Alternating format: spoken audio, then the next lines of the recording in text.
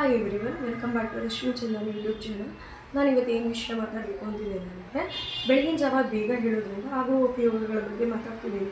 ಬೆಳಗಿನ ಜಾವ ಬೇಗ ಹೇಳೋದ್ರಿಂದ ನಮ್ಮ ದಿನನಿತ್ಯದ ಕೆಲಸಗಳು ಭಾಳ ಫಾಸ್ಟಾಗಿ ಮುಗಿಯುತ್ತೆ. ಆ ದಿನ ಬೇಗ ನಮಗೆ ಟೈಮ್ ಸೇವ್ ಆಗುತ್ತೆ. ನಾವು ಏನು ಪ್ಲ್ಯಾನ್ ಮಾಡಿದ್ವಿ ಆ ಪ್ಲ್ಯಾನ್ಸ್ ಎಲ್ಲ ಫುಲ್ಫಿಲ್ ಆಗುತ್ತೆ. ನಾವು ಲೇಟಾಗಿ ಎದ್ದಷ್ಟು ಕೂಡ ಓಲ್ ಡೇ ಪೂರ್ತಿ ನಾವು ಕೆಲಸ ಮಾಡ್ತಾನೇ ಇರಬೇಕು. ಸೊ ಓಲ್ ಡೇ ಪೂರ್ತಿ ಆ ಕೆಲಸಕ್ಕೆ ನಾವು ಸೀಮಿತವಾಗಿರ್ತೀವಿ. ಸೊ ಬೆಳಗ್ಗೆ ಬೇಗ ಹೇಳೋದ್ರಿಂದ ನಮ್ಮ ಕೆಲಸ ಫುಲ್ ಫಾಸ್ಟಾಗಿ ಆಗುತ್ತೆ. ನಾವು ಆ ದಿನ ಪೂರ್ತಿ ನಮ್ಗೆ ಟೈಮ್ ಸೇವ್ ಆಗುತ್ತೆ. ಸೊ ಬೇರೆ ಪ್ಲ್ಯಾನ್ಸ್ ಮಾಡ್ಕೊಬೋದು. ಸೊ ವಿದ್ಯಾರ್ಥಿಗಳು ಕೂಡ ಬೆಳಗ್ಗೆ ಬೇಗ ಎದ್ದು ಓದೋದ್ರಿಂದ ಫುಲ್ ಏಕಾಗ್ರತೆ ಹೆಚ್ಚಾಗಿರುತ್ತೆ ಮತ್ತು ಫುಲ್ ಶಾಂತತೆ ಇರೋದ್ರಿಂದ ಅವರು 4-5 ಸಲ ಓದೋದು 1 ಸಲ 2 ಸಲ ಓದಿದ್ರೆ ಅವರಿಗೆ ಹೋಗುತ್ತೆ, ಅಂದರೆ ತಲೆಗೆ ಹತ್ತುತ್ತೆ.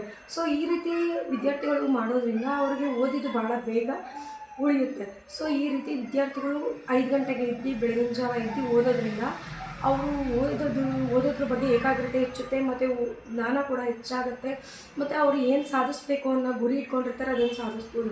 ನಾವು ಬೆಳಗ್ಗೆ ಏಳಬೇಕು, ಬೇಗ ಎದ್ದೇಳಬೇಕು ಅನ್ನೋ ಪ್ಲ್ಯಾನ್ಸ್ನ ಫುಲ್ಫಿಲ್ ಮಾಡ್ಕೋಬೇಕು ಅಂದರೆ, ಬೆಳಗ್ಗೆ ಬೇಗ ಎದ್ದೇಳಬೇಕು ಅಂದರೆ ಅಲಾರಾಮ್ನ ನಾವು ಇರೋ ರೂಮ್ನಿಂದ ಸ್ವಲ್ಪ ಡಿಸ್ಟೆನ್ಸಲ್ಲಿ ಇಡಬೇಕು. ಆಗ ಅಲಾರಾಮ್ನ ಆಫ್ ಮಾಡೋದಕ್ಕೆ ಅಂತ ಇದ್ದಾಗ ಸ್ವಲ್ಪ ನಿದ್ದೆ ಹೋಗುತ್ತೆ.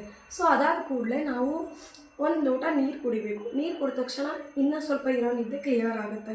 ಸೊ ಅದಾದಮೇಲೆ ಸ್ವಲ್ಪ ಫ್ರೆಶ್ ಅಪ್ ಆಗಿ ವಾರ್ಮ್ ಅಪ್ ಮಾಡಿಕೊಂಡು ಸ್ವಲ್ಪ ಸ್ಟ್ರೆಚಸ್ ಮಾಡಿಕೊಂಡು ಸೊ ಒಂದು 5 to 10 ಮಿನಿಟ್ಸ್ ಮೆಡಿಟೇಷನ್ ಮಾಡಿ ನಾವು ಏನು ದಿನದ ರೊಟೀನ್ಸ್ ಇದೆ ಅದನ್ನೆಲ್ಲರೂ ಕೂಡ ಫಾಲೋಅಪ್ ಮಾಡೋದ್ರಿಂದ ನಮಗೆ ಆ ದಿನದ ಟೈಮ್ ಸೇವ್ ಆಗುತ್ತೆ. ಈ ಥರ ಟೈಮ್ ಸೇವ್ ಆಗೋದ್ರಿಂದ ನಾವು ಏನೇನು ರೊಟೀನ್ಸ್ ಬೇರೆ ಪ್ಲ್ಯಾನ್ಸ್ ಇರುತ್ತೆ ಅದನ್ನು ಮಾಡ್ಕೋಬೋದು. ಈ ವಿಡಿಯೋ ಇಷ್ಟ ಆದರೆ ಲೈಕ್ ಮಾಡಿ, ಶೇರ್ ಮಾಡಿ, ಸಬ್ಸ್ಕ್ರೈಬ್ ಮಾಡಿ. Thank you.